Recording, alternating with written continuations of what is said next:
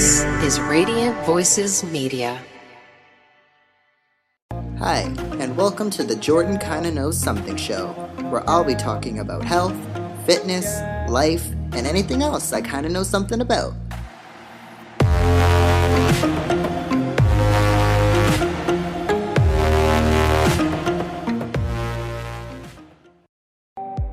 The flesh came off. It burned off. So I know what a burn victim kind of feels like because I actually had a full-on meltdown when that happened. What is going on, everyone, and welcome back to another episode. Now, today is a super special bonus episode. I know I never post twice a week, but this episode is a super important one, and today we are covering breast cancer. So I am super excited to have this guest on the podcast today to speak with you all about her story with breast cancer to help educate us all a little bit more about breast cancer, about the kind of procedures that goes on, and just essentially things that I know I didn't even think about when you think about breast cancer. So again, I'm just super excited and super happy that this guest has been able to be on the podcast. She was so open and so lovely during the entire episode, so I hope you all enjoy this episode as much as I did, and I really hope that you guys learned something and just definitely take the time to actually listen to the full episode. Now, before we get started with today's episode, I really want to mention 3 websites that today's guest actually mentions near the end of the episode, but I just wanted to mention them at the beginning, just in case some of you guys kind of tune out halfway, which I hope you don't. I hope you listen to the entire episode. This is a super awesome episode. But these 3 websites are just great resources for people with cancer, for survivors of cancer.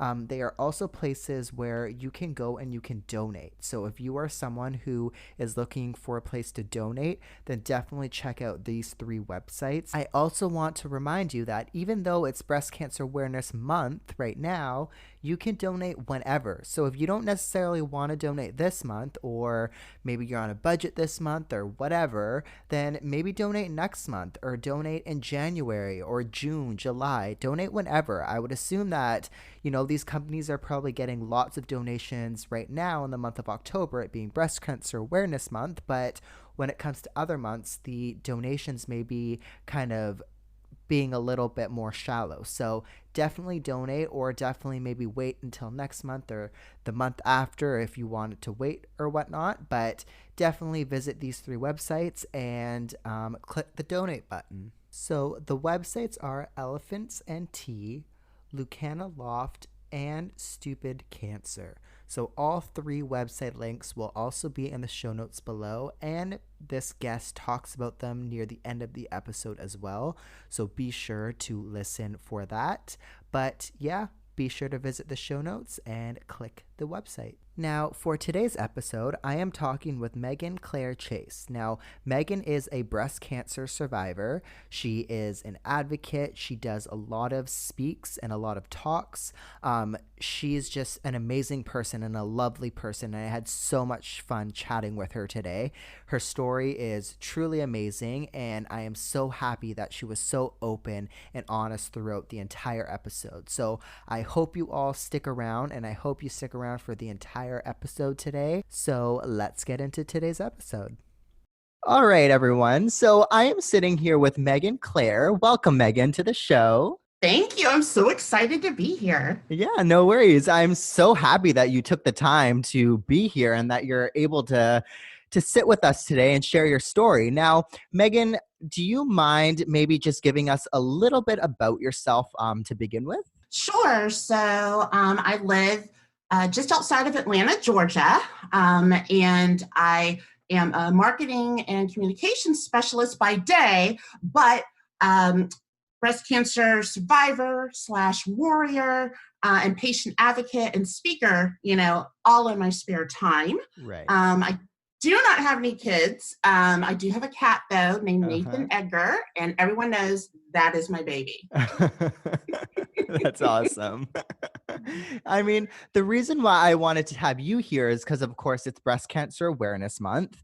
And you being a survivor, I'd love for you to share your story a little bit later. And I just think it's important to get people's story out there to kind of help bring awareness around it because people like me, for example, maybe it's even just males in general are not educated around breast cancer. And it's something that we all should be educated about. And I think everybody can be. So, yeah, I'm super excited that you're here today and that you're open to sharing your story. But if you didn't mind, maybe let's get started with your story and wherever you want to begin, begin there.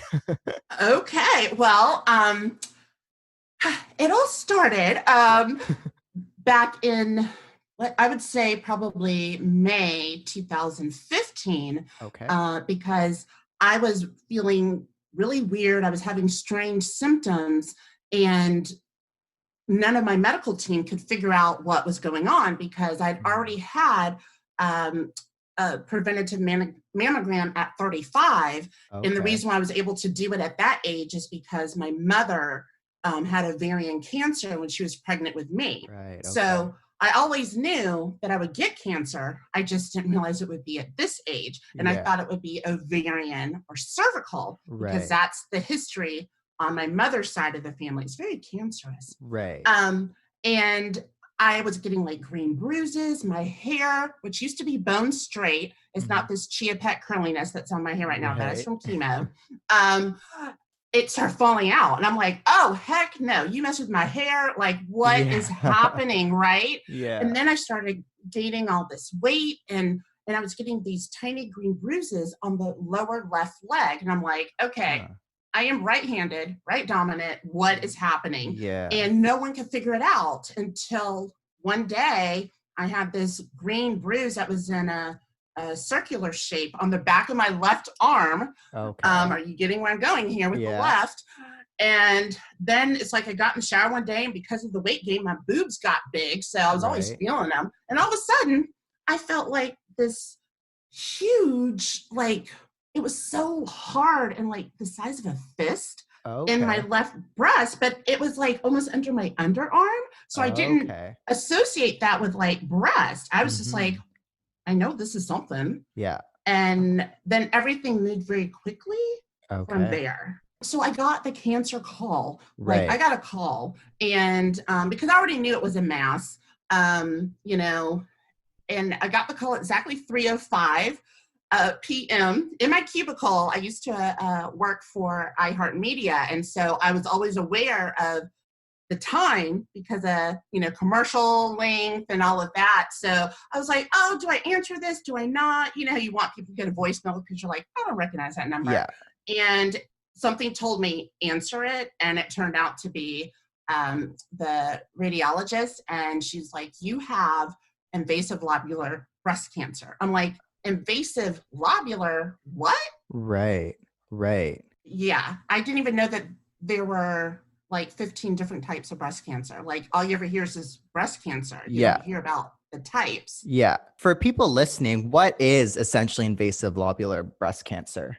So typically, like when you see a woman's breast, or even males, because males actually do have uh, ducts in their breast, it's usually that's the most common type of breast cancer is ductal, but invasive lobular is where it's in the lobes. So it's a little bit like almost, it feels like it's under your arm on the Oh, side. okay. Yeah. And so that one is only 10% of women get that particular type of breast cancer. So, and the thing is about lobular is it's known as the sneaky cancer. The cancer is the exact same color as healthy tissue. So it'll get, it's like cloaked and it scoops in behind healthy tissue. Oh, So it was okay. missed. I feel it was missed on Yeah. my original mammogram because they told me, hey, come back when you're 40. I'm like, awesome. And then 2 months after my 39th birthday, I get diagnosed with, Right. this cancer. Right. Okay. So when you get diagnosed, where did you go from there? Ooh, okay, that first week was insane. I get diagnosed on a Monday. On a Wednesday, I am meeting my oncologist. On a Thursday, I met with the plastic surgeon. I didn't even understand why I needed a plastic surgeon because, I'm Right. still in shock. And then, like, that Friday, I met the breast cancer surgeon. Like, I was Wow. like, So what? within days, it all In happened. days, Wow. in days. Yeah, because once you get a diagnosis, all of a sudden you've got to get like, 10 million tests, like a PET Yeah. scan, an MRI, and this and that, Yeah. because, depending on what type of cancer and how big Hmm. it is, the oncologist will determine if you need chemo or not. Right. Right. Okay. Now, when you get all of those tests done and everything is all done there, how long approximately did that take? How long was all of that process?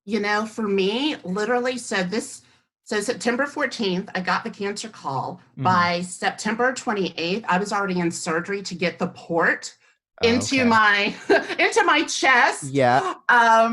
Into my chest. And then I started chemo October 2nd Oh, in wow. 2015. Okay. So that quick. It was so quick. Yeah. And so I couldn't really process anything, Yeah. like all I heard was, you need 16 rounds of chemo. And then my oncologist said, do you want to freeze your eggs? And that was all in the same sentence. Right. And all I heard was 16 rounds of chemo. So I Yeah. didn't think about the whole, freezing my eggs part because I'm single. I was single back then, single now, childless back then, and now we'll never be able to have a child. Right. Right. Okay. Now, I mean, that's a lot. Like, I'm sure there's like freezing your eggs, but I'm sure there's so many other things that you had to decide at that same time. So, I mean, it's a stressful period, I'm sure. I can only imagine, but how did that week work? Like, how did you try to get through it all and try to manage all of that? Like, Yeah. I mean, yeah, it was insane because, I was working full time. It's right. like, oh my gosh, is this going to kill me? Mhm. So I really had to lean into my friends and Yeah. family. Like Mhm. I've been very open Right. about it. Some people aren't, and Yep. that's fine. Yep. You do you. But for me, I was like, you know what? This is way too big for me to shoulder alone. I need the support of my friends and family. And my mother also has another cancer. So it was very weird. It was like a weird mother daughter bonding as we walked into the same infusion room. Yeah. And they thought, it was my mother coming Right. for an appointment. I'm like, no, it's her No, it's daughter. you. Yeah. Yeah. Yeah. But I had an awesome chemo nurse, an infusion nurse. Okay. And she had humor. Like, I love snarkiness, and Right. I just love that. And so she was like the perfect type of nurse I needed because I didn't realize how heavily I would be leaning on Mhm. her to get me through those Right. rounds of chemo. Okay. All right. Now, it sounds like you went through the chemo, correct? Mhm. What was that process like? How was it on the body? Because I hear stories of people reacting differently to it all the time. So, how was that process for you? Oh, Jordan, I still have nightmares about it. Wow. Okay. In fact, my oncologist told me, wow, you're getting the mother load of side effects all at once. Some of the things, like, I mean, sure, I knew my hair would fall out because one of the types of chemo I was getting is known worldwide as the red devil. So, Oh yeah, no. you're totally Yeah. gonna, like, hair's gonna fall out, right? But I was not expecting the palms of my hands and my feet to turn black Oh wow. like you were burned. Yeah. I didn't expect to get all these mouth sores, bone pain.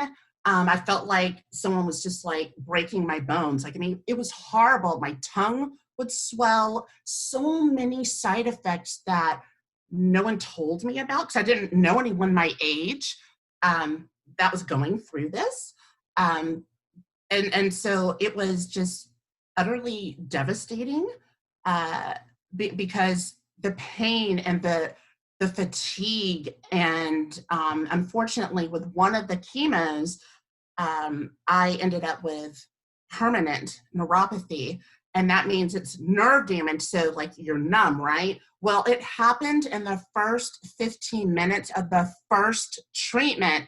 So it was so sudden that my medical team was like, oh my gosh, this was supposed to happen like by your eighth, and I had to get 12 in a row. And I was like, well, I can't feel my feet now. And I used to like be a dancer, like musical theater and stuff like that. And now I even walk differently because I can't feel my feet. And so I could feel my nerves dying. And so that's a horrible, horrible feeling that your body has just betrayed you. And now you've got this poison that is almost killing you in order to kill the cancer. And I honestly didn't know if I would make it to my surgery. Like, this is all happening before my surgery. Oh, wow. Wow. And that's so interesting that, this thing that, like you were just saying, is supposed to be killing the cancer and is supposed to be, I guess, theoretically helping you, is making you feel this terrible and is essentially doing all of these things to you. But so the doctors didn't tell you any of this. They didn't tell you any of these precautions or contraindications or any of this? Like, they just told me the basics of, your hair will definitely fall out. Like, don't even bother trying with a cold cap. Like, your hair will fall out. But, like the whole, like, the burning of the palms and feet and the tongue and all of this, like, they did not tell me. So I was really upset about that. And I get that a lot of oncologists will say, well, we don't know every single type of side effect. But I think to myself, well, can't you, like, once someone moves into survivorship stage, like, talk to them and say, hey, what did you experience on this one? And like develop a pamphlet. Yeah, Hi. exactly. I know. Like, it's not like it's a new thing. Like, I'm sure other people have experienced something similar. So yeah, even a Right. simple pamphlet, like, it's not no work for them. You got to hand out the pamphlet. You know what I mean? Exactly. And it's not to say that everyone will get all of those side effects, but darn it, you at least should know that it's a possibility so you can prepare yourself mentally for if and when that happens. Right. Okay. So now after all of those side effects, after you went through all of that, later on, did you find any research anywhere or anything online about other people experiencing those same side effects? So here's what happened. After I made it, after surgery and everything, and then I had 33 rounds of radiation. Like, I wasn't done. So once I was done with everything, I was so emotional that I couldn't even talk. And I'm a talker. So when I get quiet, like, people get concerned. And I was like, I need to talk about this with others. Like, I couldn't talk about with my friends and family outside of the cancer world because all they were like, oh, you made it. You must be so happy. And I'm like, actually, I feel horrible. I am depressed. I can't believe this is my body now. And so I reached out. I actually did a search for young adult cancer survivors because I didn't know anyone my age. Because when I walked in that infusion room, everyone was like super duper, like, older. Right. Don't Yeah. want to insult anyone's age, but like way older. Yeah. And I come in there and they kind of look at me like, are you in the right What? room? Yeah. And so that's when I discovered the world of AYAs, adolescent and adult young survivors. And it's through that world that I found amazing support to talk to people my age, but also with different cancers, because I think it's important that you don't just stay within your lane because someone else's cancer, a drug might be developed that could one day be used for breast cancer. So it's important to, know about others. But it seems that when you talk with others within the cancer community, all of us have experienced some things where it doesn't matter what type of cancer you had, we all had that shared experience. And that is both comforting, but also frightening because why are so many of us that were under 40 getting diagnosed? Right. Okay. All right. Now, you were saying before you went through 12 rounds of chemo, is that correct? No, 16. Oh, So I wow. had, Okay. yeah. 16. Yes. Yeah. So it was uh 4 adriamycin, 4 cytoxin, and then 12 Taxol. So it was 3 different chemos before surgery. And then I'll tell you this quick story. So, like, before surgery, I was super duper weak, right? And they were like, we need you to get a blood transfusion. And so I didn't know what my blood type was.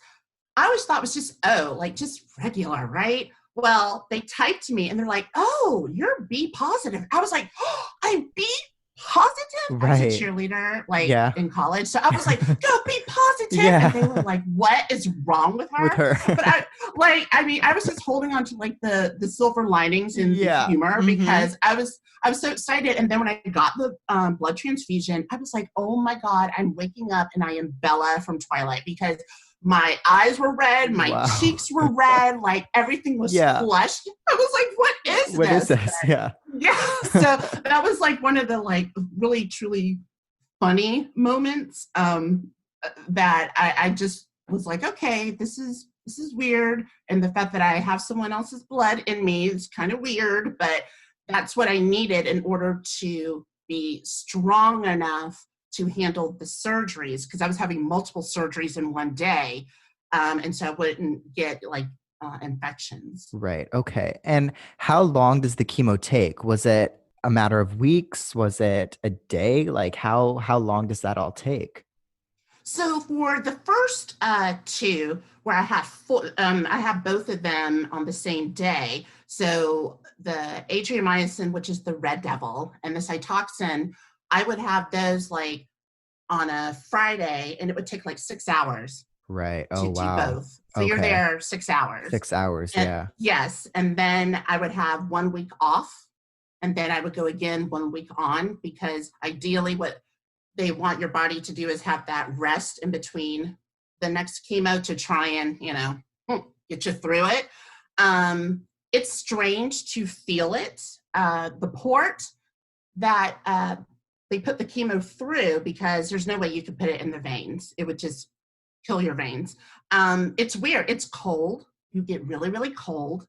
And you're constantly hearing the beeping of the machines, and that actually is a trigger for me. Like if I Okay. hear that, I get Yeah. really like Mhm. freaked out. But then with the Taxol, the doctors kept saying, "Oh, Taxol is way easier than those other chemos. You'll be fine." Okay, getting that one only took about 2 hours, but it was every single Friday for Wow. 12 weeks. Yeah. So by the end, I was actually almost in a wheelchair. I was Oh, trying to fight wow. that. I was so weak. Mhm. I had a cane. Yeah. I was falling all over the place. I was so weak. So it chemo is rough. Like it's no picnic. And I know like. I mean, I would smile. I'd have my tiaras, but the thing is, I already had tiaras and feather boas in my closet before all of this cancer crap. So it was like I would wear that because that was me, and I felt comfortable with that. But to be there for so long, um, I would fall asleep half the time. Yeah. Yeah. It's what you got to do, I'm sure, right? And I'm Yeah, sure you were so tired that you had to. and I was working full time. Right, right. Wow. Oh, that's a lot. Did they like, did the doctors or the nurses or anybody give you anything like advice on how you can help it, like nutrition, activity, anything like that? Or was the chemo just the focus through that process? Well, because of I suffered severely from nausea, and I had like other symptoms like a sticky, sweet taste in my mouth, and then everything tasted like metal. I had to start using plastic utensils. So I asked to see a nutritionist, and then where I happened to have been treated, I wasn't all that impressed with the nutritionist. So I was like, I could have pulled all that stuff that you just gave me up on Google. So Yeah. I went and found the cancer community on Facebook. They actually have a lot of private groups that for different cancers. And I was like, hey, what did y'all take for this? What did you do for this? And within the AYA community, what did you take for this? And so that was how I got like the nutrition. So when I couldn't eat really anything anymore, had smoothies or with that weird taste, white rice, so it was like really learning um, what my body also would accept as well, but also knowing I had to have something. And the thing a lot of people don't realize, Jordan, you have to drink tons of Mm, water. I mean, right. to flush it all out. Right. And so Mm-hmm. I actually have difficulty now drinking water because Right. I think about how much I had to drink before. So I'm always getting dehydrated. Yeah. So yeah, I mean, it's Wow. rough. That's such a shame that you yourself had to go and search for all of these things, like through a stressful process enough and through everything else, working full time and all of that. They don't pair you with like a nutritionist, or they don't pair you with activity or something like that. And it's like, it's awesome that you had communities like that and that you went out and you found them, and there are things out there for that kind of stuff. But it's such a shame that hospitals don't provide you with that stuff, and it's not a whole process. It's like, nope, we're just going to treat you with the medicine and everything else is up to you.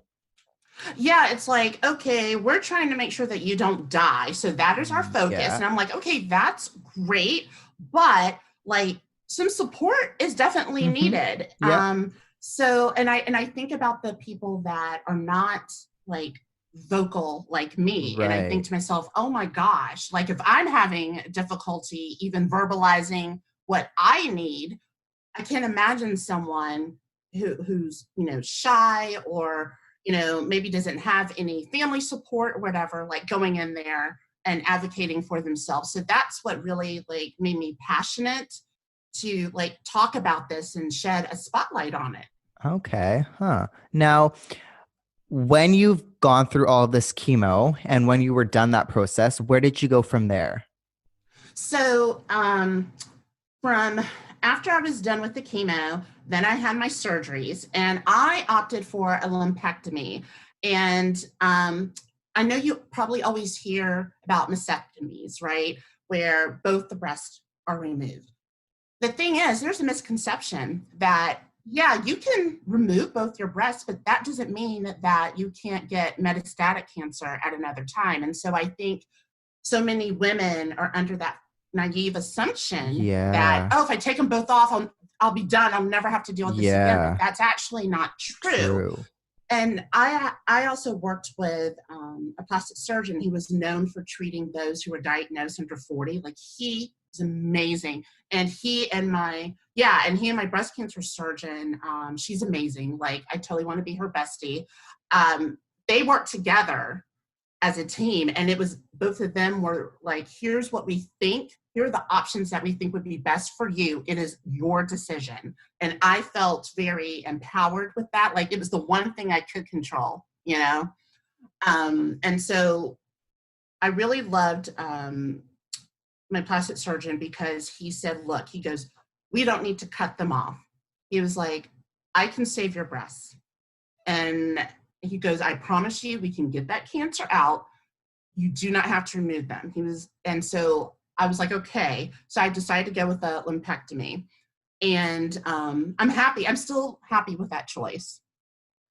But I definitely had some difficulties after surgery that we didn't foresee.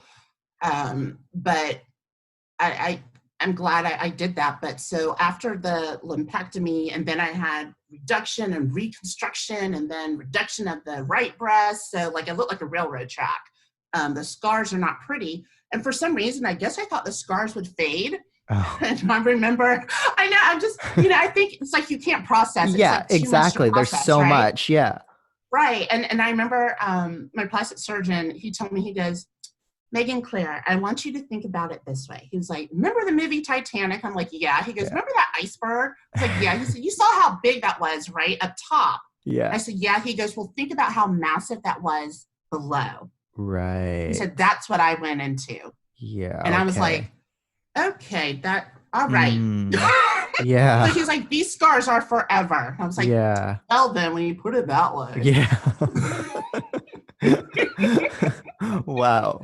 Now, when you're going through that process, though, of making all of those decisions, again, how did you decide? Was there any education out there that you had to go and seek yourself?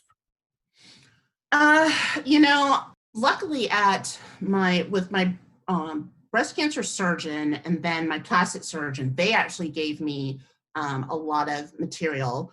And my social worker at the oncology center, at the cancer center, gave me some stuff about that. So it's like, okay. So I knew what the different types of surgeries would be. But it always seemed to like gravitate to, cutting everything off. And I was just like, no, this is a very personal decision. So no one can tell you that you got the wrong surgery. And I think that's really important for people to know. Like, you can't tell someone that, oh, you should have gotten both of them off. And I've actually heard that from other people and even some people within the cancer community telling me that. And I'm like, Wow. whoa, Okay. now you don't know my pathology. Yeah. You don't know like what was going on. Yeah. But after the surgeries, I then had to get radiation. So I had to first heal from all of that and then get radiation, which was a whole other beast. Other thing. Yeah. Okay. All right. So you did all of that. You went through the surgery. How long kind of recovery did it take before you went into radiation? It took about 6 weeks. Okay. All right. And everyone kept telling me, oh, radiation, it's going to be a breeze after what you've been through with chemo. So that's how I went into it. I was like, oh, great, finally, maybe I'll get some energy back, blah, blah, blah. Okay, Jordan, oh my God. I ended up being like crispy bacon. Like with radiation, you burn, and not everyone burns, Well, my whole left breast burned. Underneath my arm, the flesh came off. It burned off. So I know what a burn victim kind of feels like, because I actually had a full-on meltdown when that happened, because I was just like, oh my God, like, why didn't y'all tell me that this could happen? I was horrified. And then I had a huge like burn. The beams went up my neck, and you can kind of see up my neck.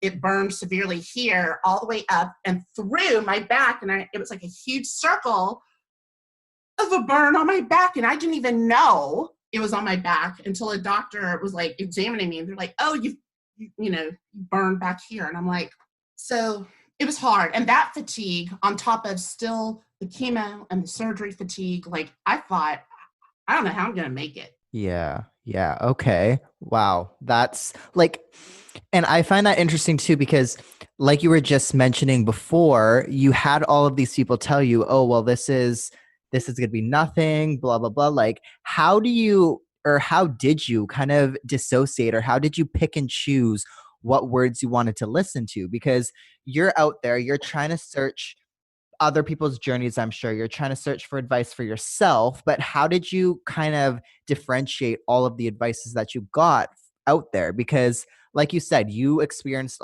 so much more of a different kind of experience versus like what you heard. So what was that process like? I I really had to trust myself, because I was hearing a lot of people saying, hey, you should do this, hey, you should do that, hey, it's this, that, and I'm like, okay, I can only focus on this right now. I was like, I just need to get through this, and based on the information I have gleaned, this is what I'm going to do. But I will say, I feel like I was given a disservice and not being told again of the possible side effects. Like, I knew, oh yeah, you might burn, but they kept saying it might be akin to like a sunburn. Well, when your flesh burns off, I think that's a little more than sunburn. More than a sunburn, yeah. Oh my God. Wow. Yeah. Okay. All right. So you went through this radiation. Where did you go from there? What was next after that? So after that, let's see, I finished radiation actually 2 days before my 40th birthday. Oh, wow. That was, I almost didn't make it, because you have to go every single day for 33 days. Yeah. Yeah. So and how long, sorry, up to this point, up to radiation, how long was this? But since like your first diagnosis to this radiation point, how long was this? This was going on, let's see, this was going on about 11 months. Wow. Okay. 11 months. Okay. Yeah. All right. So 11 months to the radiation. Okay. How much further did you have? Where did you go from there? After that, essentially, they're like, okay, you're done. You need to come back for the, you know, in 3 months, you know, to be seen, check your wounds and all of that. And then we'll see you every 6 months. And I'm like, wait, that's it? Like, what do you mean? And then Right. Yeah. my oncologist goes, you might feel a little bit of depression afterward, but, you know, because everything will slow down. You won't have 10 million appointments, you know, because almost every day I was going to a doctor's appointment or something. And she's like, yeah, you might feel a little, you know, sad or whatever, but, you know, you'll be okay. Yeah. Oh my God. Okay. I want to get into that. Like, you're done this whole 11-month process. It sounds like that's the only thing that your doctors gave you, but like, what was that education process like? Like, did they give you much other education? Was there any education? Because you're going to have, I mean, everybody I'm sure is going to experience it differently. Everybody's going to have different emotions after depression, this and that. But what what kind of education, if any, did you get from the doctors? Uh, I got I was given a pamphlet of the Cancer Support Center here in Atlanta. They're like, you can go there and they will, you know, you can join support groups and exercise and all this, and it's free for life because you're a cancer survivor. So I'm like, okay. So I go there and I go there. It was a bad experience for me. The intake coordinator kept, you know, pressing me, saying that, "Are you sure you know, you had invasive lobular breast cancer?" And I'm like, "Okay, Oh like, my can you not read God. my writing? Like, why are you Yeah. questioning me?" Well, Yeah. then after 3 times, and I was getting snappy at this point, and she goes, "Oh well, I'm just shocked because you know most African American women get triple negative." And I just looked at her like, Oh my so God. instead of letting me feel like a cancer patient, now I'm a Black Uh, cancer patient. right. So I And a was like, you know, statistic. Yeah. right? I was just Wow. like, hi, I come from a mixed family. Like, you don't know Mm-hmm. that. Why are Yeah. you questioning my diagnosis? Yeah. Oh, wow. Okay. So where did you go from there? How did you seek the help that you needed? So at that point, I was like, you know what? There's got to be something um, local, or, you know, and I did find one, but we no longer meet anymore. The admin like disappeared, which kind of sucks because it was a young adult cancer Atlanta group. And we used to meet for dinner like once a month. And that was really nice to just be around others who were in different, you know, stages in their journey. And I think, you know, so it was great because I realized at that point that there is no getting off this train. Like, this is forever. Like, the journey doesn't end once they're saying, hey, you know, you're entering the survivorship stage. And I thought it would just be over, but it turned out after all of the chemo and radiation and surgeries, it opened up a whole other, you know, door of horrific pain and side effects that I now have to live with every day. I'm in pain every day. Yeah. Yeah. Okay. And I mean, like you're saying, it's going to be like a lifelong journey now for you. Um, what kind of things are you doing now, or what kind of things back then did you have to adopt in order to help yourself for the long term? Um, well, with the neuropathy, it's permanent and it's a very severe case. And so I'm always having to like tell people, because they're always like, oh, well, did you try this? Did you try that? Did you try this supplement? And I'm like, what part of this is permanent? Yeah. Like, I'm like, okay, you know, so I get really upset when people start questioning or trying to, you know, give me, you know, a cure, you know, a Right. cure. And I'm like, Yeah. okay. So I've had to learn how to drive without almost feeling my feet. So I actually moved my foot up on the gas pedal and I just know how my car goes. I have a permanent handicap sign and I look like, you know, I look young. I think I'm, you know, I Yeah. have a pretty Hmm. face. I, Yeah. I don't look like I should be parking in the No, handicap parking no, spot, not at all. Yeah. but I do because I cannot walk long distances and I still fall over a lot. Uh, and then I also developed chemo-induced fibromyalgia. So Oh, wow. Okay. I was like, what is this right Yeah. there? It's like, it's just ongoing. Like, it's just Yeah. ongoing. I was like, I thought it would be like the women in the pamphlets at those walks where they're jumping and up Yeah. in the air with On smiles the and tutus beach and yeah. and high-fiving each other. I was like, why Mm-hmm. do I feel like I am 544 years old? Right. Right. Wow. That's insane. Now, what was when going back now a little bit, but when you first finished all of that process and you were seeking this education and whatnot, you were saying the neuropathy, for example, you had to go through education around that, how to drive differently and things like that. What was that process like? Were there any things that you kind of had to relearn or any other things that you had to relearn in your life that you kind of have to now implement? Well, I also had neuropathy in my hand, so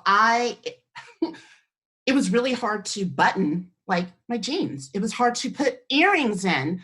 It was hard to even hold a toothbrush because I just kept dropping things, and I would get really frustrated with that. And also chemo brain. That is a term that you probably have heard, and it is severe. Like, I feel like that's such a pretty name to give it for something Yeah. that is so detrimental. Um, I actually like forgot how to get home one day. Like, I Wow. couldn't. Okay. Like, Yeah. I could not think of how to get home, Mhm. and to this day I sometimes forget certain words, like, and it just goes blank. And people always say, oh well, I have chemo brain too. I get tired too. I forget stuff too. And I'm like, no, this is literally, you have no memory of it. Right. And Right. yeah, and like, I'll tell my mother something. She's like, I'm just going to let you know, you told me this like, 10 minutes ago, and I have no memory of doing that. Mm. And Right. even though I am officially 4.5 years, no evidence of disease as of Mhm. a few weeks ago. Mhm. Oh, that's good. Yep. Yes, just had my scans. I'm clear. I still have some chemo brain. I'm like, is this Right. like forever too? Right. Yeah. Yeah. Okay. Is there anything or are there anything or any resources that you've found over the year, maybe online? I know social media, for example, I always go to social media just because it's so big. And I watched a documentary the other day on Netflix on it. So it's like fresh in my brain. But is there any resources that you had to seek out, let's say through social media, any groups or anything like that that really helped you throughout the process and that even maybe currently still helps you?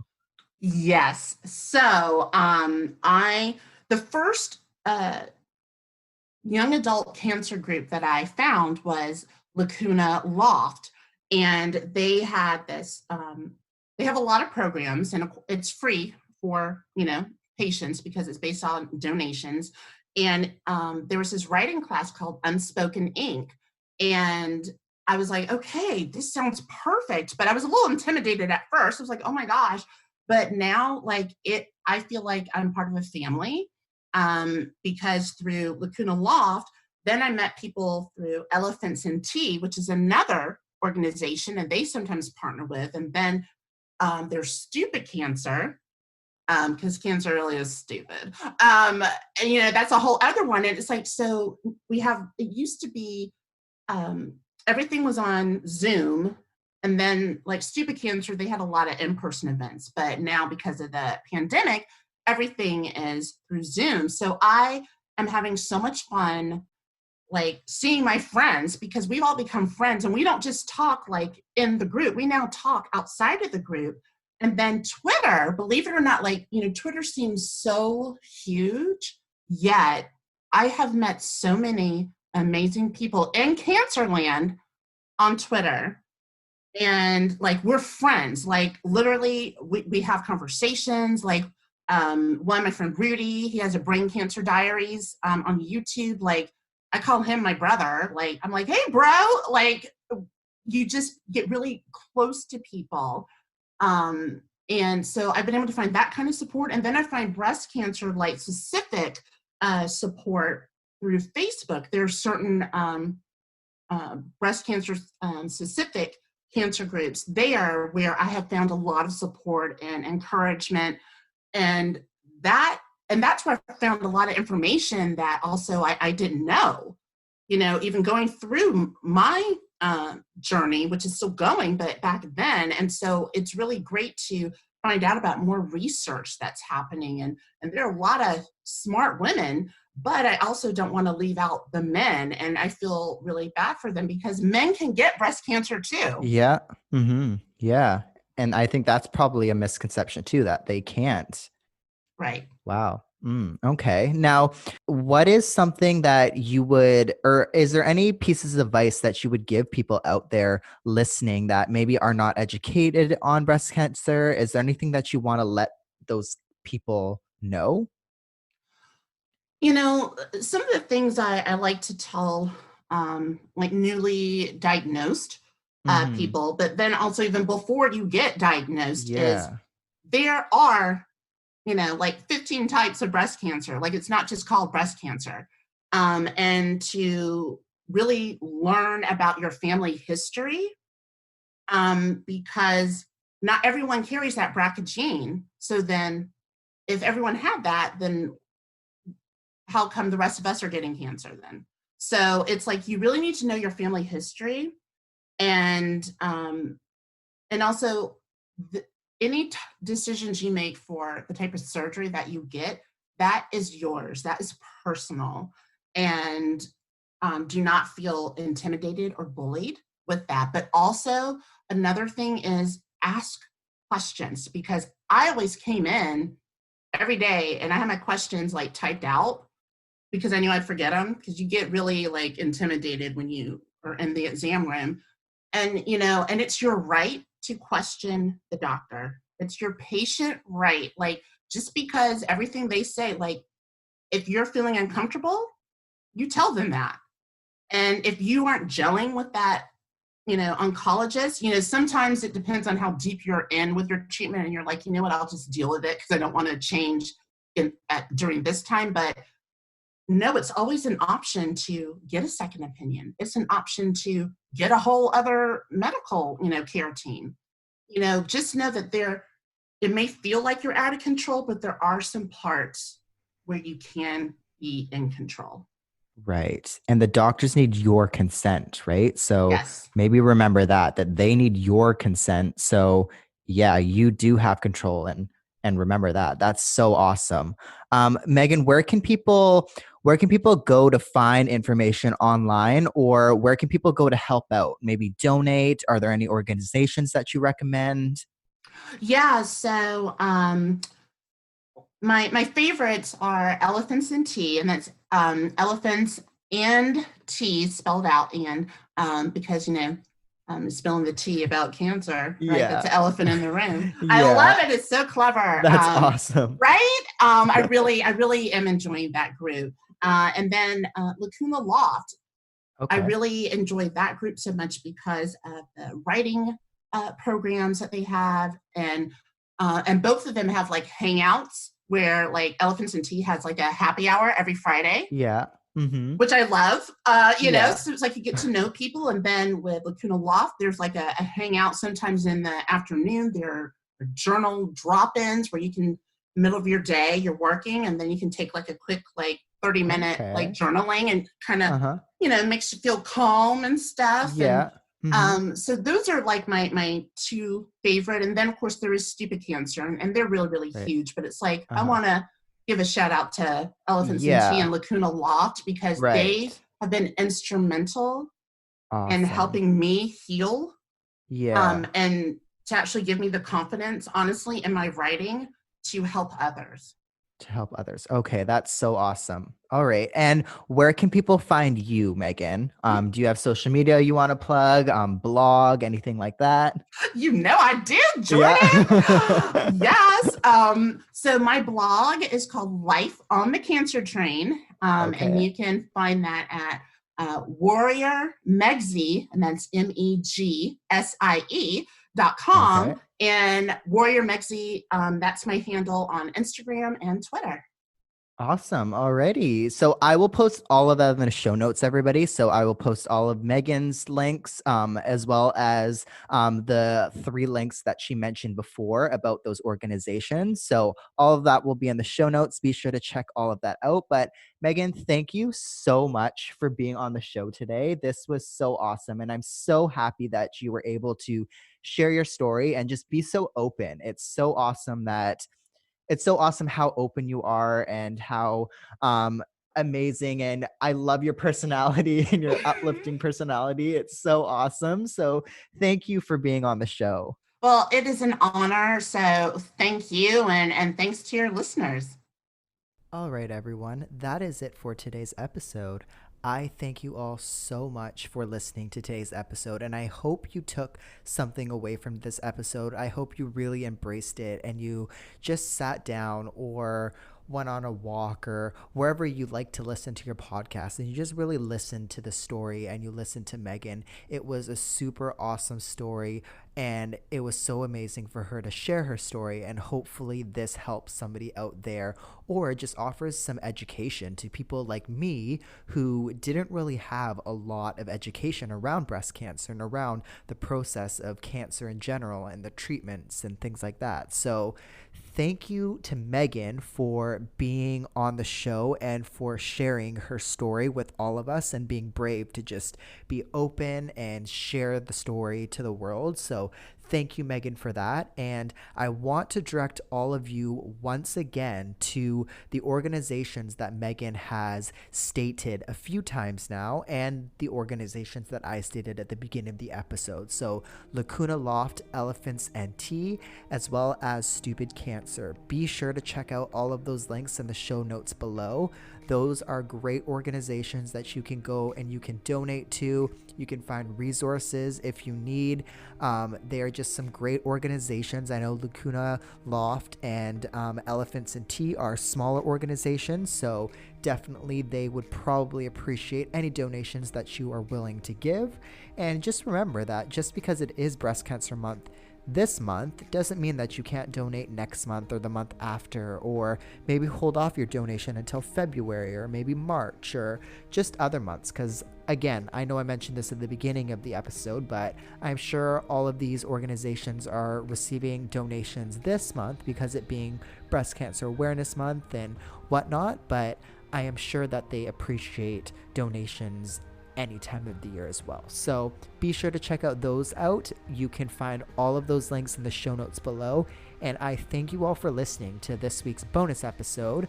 I will talk to you all next Tuesday.